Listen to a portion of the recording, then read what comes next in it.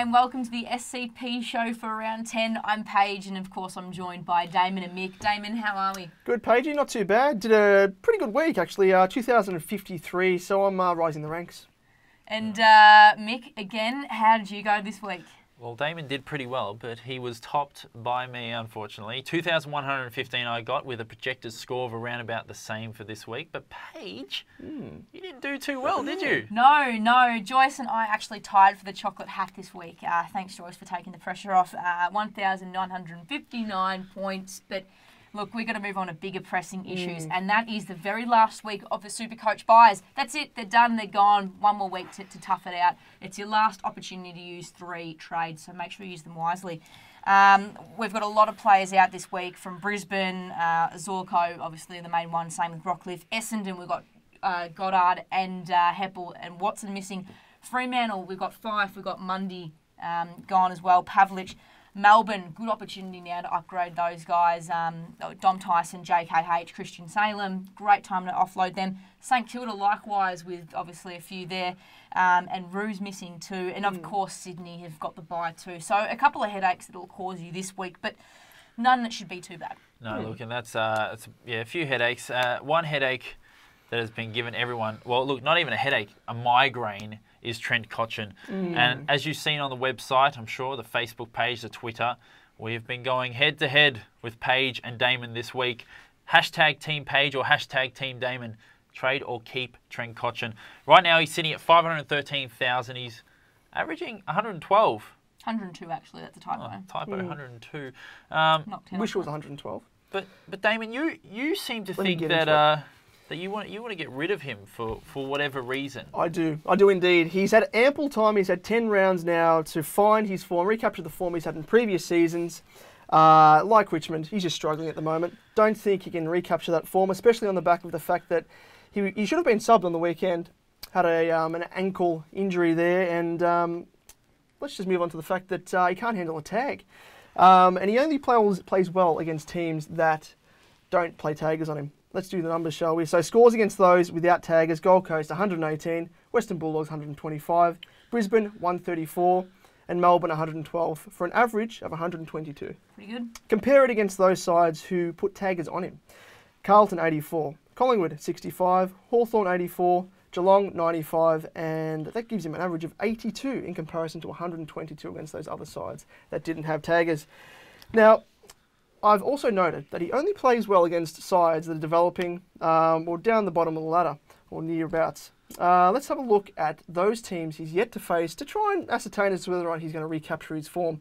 He comes up against GWS, Essendon. I think he might do, not too bad against those sides. But then he's got North Melbourne, Freo and Sydney. So I think those are the sides he's really going to struggle against. And remember, I am trading him out for the chance to get Pendlebury, and so that's going to net me an extra 20, 30, maybe 40 points a week, hopefully. It's a nice argument there, Damon, but unfortunately your hashtag Team Damon hasn't gained much traction over social media. I could only find a couple of tweets. If you're not counting the Vampire Diaries hashtag Team Damon, I'm blaming that. Don't bother with that. Paul Colopy says it's a $40,000 upgrade from Selwood, from Cotchin to Selwood. No brainer, he reckons. Brad _ hashtag Team Damon. That's all he had to say. So, gave no reason. Not very strong at the moment. Paige, what is your argument against Well, I've got Cotchin? a very good one. For starters, Damon, this is not AFL fantasy. We do not have 2 trades a week every week just because we can. We are operating under 30 trades a year, and thus we have to use them very wisely. And given it's only the 10th week in, it's too soon to be throwing silly sideways trades and when there's got to be more pressing issues in your side. Now, look, you made a point of the fact that there were some teams coming up for Koch that he potentially may not score well against. Well, he's going to tear it up against GWS this week. That is a given considering where the Tigers are at. Now, he comes up then against Essendon, who he has 110 average of against in the last 3 games. He has 112 average against North Melbourne. And then we jump to, is it Sydney that's next? Sydney have got he's got an average of against Sydney of 110 as well. Fremantle is the big one. He averages 127.5 SuperCoach points in his last 3 games against Freo, purely because a lot of teams now prefer to tag Deledio than Cotch. The other thing to consider as well is that Richmond have got a much more relaxed run home. After that group there of those players, they then have St Kilda and then they have Brisbane. They also play St Kilda and Brisbane twice in the run home. So something else to consider, and GWS, sorry. Now, look, although it is a very fair point to upgrade him to an ultra premium, as I said, this is the time now we should be getting rid of those rookies and turning them into premiums. A lot can change. The Tigers are going to, in my opinion, going to turn around a lot of form, and I think Cotchin's going to be a big part of that. And we've got Ivan Maric who's coming back into the side, which helps Cotch's scoring ability because he gets those balls when he palms it down to him. So I'm a firm believer, and you know what? We've all sideways traded premiums before and had egg left on our face, and that should be enough of a warning to think twice about when offloading Trent Cotchin for another premium. Well, Paige, either you're going to be a genius or you're going to have to eat your chocolate hat. Terry Gallagher sides with Paige, hashtag Team Paige, at TG_footy_tragic. I'm with Paige, always keep your premiums unless injury strikes. Christian Trickolas as well, totally agree with her, no point sideways training. Daniel McKenzie, I'd only say if you can really afford it, but I'm on hashtag Team Paige. And Keegan McElhone at Kegsticles. With Deledio back in the side, I had to say that one. With Deledio back in the side, he will pick up the tag instead of Cotchin. Good point, exactly what you said, Paige. Well, there you go. It's unanimous. I win. And on the website as well, if you want to have a bit more of in-depth read, there's heaps of information, lots of good statistics you need to have a look at to really have your own say. And I think I won by about 70% there in the poll. So looks like I'm onto a good thing and you're just crap. Wait, see if he plays this weekend. Anyway, moving on. Another thing that's been booming on the website during the week is the juicy rookies. Now we had a bit of a we had a bit of a dry run with the rookies, and we only had a few, maybe Joel Tippett and et cetera, coming through. But this week, we've seen a few good ones, haven't we? And I'm going to kick it off now with Ben Lennon. So he came on as the sub after starting sub, kicked a couple of goals and had 60 SuperCoach points. Looked fantastic on debut, I thought. Good option. But only sticking point for me is, what do you think of his job security? Well, with Nick Floster now out for 6 weeks, it definitely means, I think, now Lennon's going to move to the back line, which is where he's been averaging 80 SuperCoach points in the VFL. So he'll naturally move to that position that Floster's been playing off half-back, and I think we'll see him play every game there in the back six. And obviously, it's a great kick, very good mark, and I think the job security's there now. Yep, good to hear. That's what you want. But Cam Shenton as well from the Saints. Look, he's priced at 155 because he played a few games last year for St Kilda. Break even of minus 54, and he's got that average of 73. So really onto a good thing there. It was his best game for the club, I thought, since being elevated as a rookie. VFL form has been super, and it's really his spot to lose and now. Just another thing there with Gilbert, Geary, Fisher, and the likes out. He is going to keep his spot in the side, so he'd have to bank on him. Well, he had 86% of his 22 disposals hit a target on the weekend. So I think he's definitely, with the way that St Kilda are going, good one to consider. Another one to consider, which a lot of people are bringing in this week. J. Kennedy Harris is one to downgrade to this man. Charlie Cameron, super impressive for the Crows on debut, only worth 122,400. Came out and scored 89 on debut. Solid. Massive. And it must make mention of the fact that he had 77% as his disposal efficiency. And that's what you want. So that is huge for a rookie of his kind. He did come off the rookie list as well, so he's doing quite well there. And 7 contested possessions as well. Not too bad. I reckon the other thing as well, that with Charlie Cameron in the side, he adds immediate defensive pressure to an Adelaide forward line that I think's probably lacked that. He's a tackle machine, as he said, five tackles in his first game, and I think keeps him in the side. His pressure. Yep. I think so. If you're looking for someone to downgrade to, I think he's a good one. But we'll discuss him a bit more later in our trade talk. Yeah, good. Talking about tackle machines, Jed Bews, 123,900. He also got 5 tackles in his debut game. Obviously plays for Geelong. He's got an average of 60 at the moment. Scored 60 on the weekend. But he had 15 disposals with 80% efficiency, which is pretty good. It's just about whether he can keep his spot in the side. Well, that leads me to my next question. Do you think he'll actually be able to maintain that, or do you think he'll be a sub of some sorts? Look, generally, Geelong, with the three big guys, McIntosh, Simpson, and Blitz Avs. I have such trouble pronouncing his name. With those guys in the side, they'd have to sub one of the big guys. Yeah. And Jed Bews could either start with a sub vest or finish with a sub vest, but it's a question of whether they play those three big guys. Yeah, that's it, I reckon.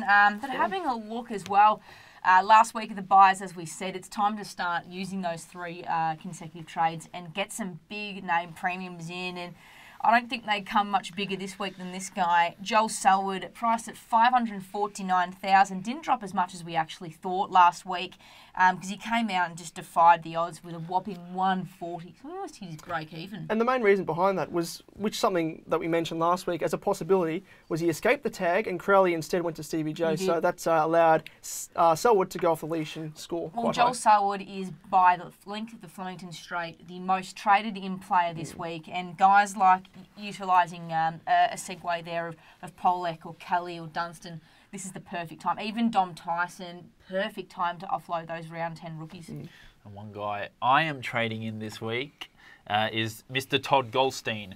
He's a big ruckman from North Melbourne, if you don't know him already. He scored in the last 2 rounds 101, back to back.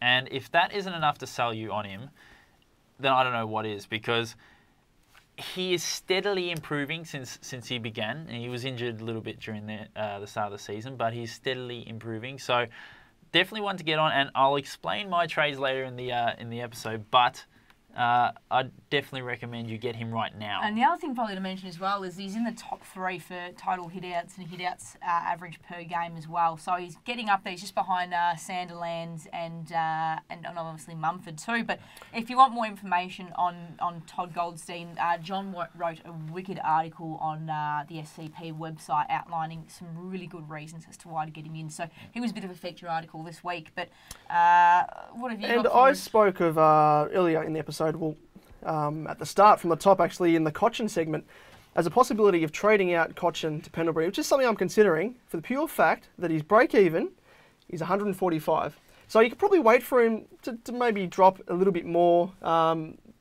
this coming round and jump on him the next round. But as we saw with Selwood, sometimes it's not worth waiting for him to drop in price because he could score massive. And there's reason enough to get on him now because he's yet to score under 100 so far this year. And another thing about that is in the last 3 encounters with West Coast, he scored 135 as his average. Wow. So if he can get 135 as an average, he can definitely get 145 as a score. Kai's looking to bounce back as well, EG. And another player that's a bit of a point of difference is Shannon Hearn. He's priced at 412,300. He's averaging 76, so not too bad. And his break-even is 46, so probably now's the week to get on him. And I think given his price represents great value, and if someone's looking for a cheap upgrade, as opposed to getting on a McVeigh or a Hibbert, Hearn's one to consider. He is. He's not too bad of an upgrade from a guy like Jimmy Webster if you've still got him. Even then, he's a really unique prospect. He's only owned by 2% of the competition, but probably as well, the other thing to remember is his 2 really good scores of the year have come against, obviously, Fremantle in the big derby, which is always a big game he gets up for, and against GWS. So make of that what you will. But ones to have a look at after the bye. Look, Chad Wingard is someone you can even consider this week, but Robbie Gray is thereabouts too. If you're looking at getting those guys in this week, keep in mind that Nick Rewald and Lance Franklin are both $400,000 each, and you'll be able to get them for that price next week because they both have the bye. So if you're looking at really honing in on that forward line that you want to really have those 6 premiums, those 2 I'm looking at one worth of them in particular, but have a look at them next week. But look, we've had a bit of a talking teams with what we're bringing in this week, and I know you guys out there really want to know what's happening with our squads and what our line of thinking is in regards to how we trade this week. But Damon, how about you kick us off? What are you looking at? What are your possible trades this week? Yes, possible trades. Now, I'm definitely getting in Pendlebury and definitely getting in Selwood. And I spoke from the top about Cotchin potentially being the victim of the trade to Pendlebury. either him or Shuey. I'm deciding between. If Cotchin gets up and plays this weekend, I'll keep him and trade Shuey instead. So it's a 50-50 prospect there as to who I trade out. And now for Selwood, looking to maybe trade Zorko. Now, I'd love to keep Zorko. I know he had gastro on the weekend. Didn't play too well because of that. But, yeah, I mean... Inconsistent? Inconsistent. He's frustrating. I don't see him as he's being on the cusp of being a premium, but not quite there. And I'm also looking to down trade Kennedy Harris to Cameron as well to give me, I think it was about 180,000 odd for upgrades towards Rewalt and Wingard. Yeah, just in regards to Zorko though, what about the forward line options are pretty thin. You have to admit this year they're pretty thin. And yeah, Rewalt, but he came out firing, but he's dropped off completely. Buddy, 161 week, 20 the next week. Zorko has been pretty good. Remember, he had gastro. Yeah, that is true. And I must mention as well, after trading in Pendlebury and Selwood, it means my defence, midfield and rucks will be complete now. So I've just got to upgrade to the last two forward spots and I'll be done. That's pretty good. But Mick, what about you? What are your trades looking like this week? Now, I've done something that could either make me look like a genius again or it could make me look completely stupid. And as Damon knows, I will probably reverse all these trades last minute and completely do them all over again. But what I have done is I have traded out Aaron Sandlands for Todd Goldstein. You're joking, right? Now... But he's in such good form. Simply because... Don't tell me you're going for another simply cash because... grab. No. Look, I mean, it gave me the 70 grand true that I needed to do these other two trades. Now, listen to my other trades. So I've got Jared Polek, traded him out for Selwood. And then my last trade... Who did I go? JKH, J. Kennedy Harris, for Wingard. Now, my reasoning for this, first of all, Wingard is at a bargain basement price. You have to get on him and he's going to start piling the points on. I guarantee that. Again, I might look stupid. And then my last reasoning for it is I've only got McDonald and Kelly left in the midfield that aren't premiums. And my other premiums are pretty good. So what I'm going to do next week is move Dangerfield into the midfield, Luke Parker into the midfield, and bring in Franklin and Rewalt into my forward line. But my trades this week, look, I was hoping that Selwood didn't score as much because I really wanted to use that extra cash elsewhere. But nonetheless, I'm upgrading Jared Polek to Selwood this week, and that's purely because, well, you know, money isn't an issue now. You just need to get in the best players, and that's the fact. Now I could actually go Polek and Kelly up to JPK and Selwood. But JPK's got the bye, which sort of stifles that because I really wanted to get him in this week. Nonetheless, look, I think the other thing I've got to mention as well is I am also trading down to Cameron, and he's also one of the most traded in plays this week, and that's because I want to build some cash up because next week we should be really looking to finalise squads. Actually, good news for Rampage this week is that the forgotten man, Shane Mumford, is back, which is fantastic for me because I've been carrying him on my bench for at least, 5 or 6 weeks now, and I've been playing one premium down while everyone's been gloating that I'm crap and my ranking's this and I'm being trolled on. You know what? It's all about what happens at the end of the year, and I will get you. I will it's a beat marathon, you. not a Should sprint. have just got Jamer. Exactly. Should have just got Jamer. No, shouldn't have. But anyway, look, I'm looking forward to making some big upgrades this week. I've still got to... I want to bring in Hibbard, but obviously with the bye this week, that's not a plan. I've still got Jimmy Webster on field, which isn't going to last very long, but still 80-odd points last week. I'll take that. That's fine. But just quickly, guys, obviously Joyce gave us his trades. Now, he's going Aish to Selwood, pretty good. Laidler to Bews, and JKH to Cameron. He's, look, I don't know about that, Joyce. We shouldn't really be looking to bring in so many rookies this week because we should be using these weeks now to upgrade. But nonetheless, he's really looking at both getting Rewalt and Buddy into his forward line next week. A couple of direct upgrades, and that's pretty decent. But just quickly, while I've got you guys, yes or no, is Tom Langdon a keeper for the rest of the season? Yes, the way I'm trading at the moment, I'm keeping him as my last playing defender. Yes, 100%. It's a yes from me too. And that pretty much wraps up the entire show. We're going to be back next week, round 11. We'll be back at bar 94. And hopefully you'll come out of the buys unscathed and a better ranking. But until then, we'll catch you later. Have a good one.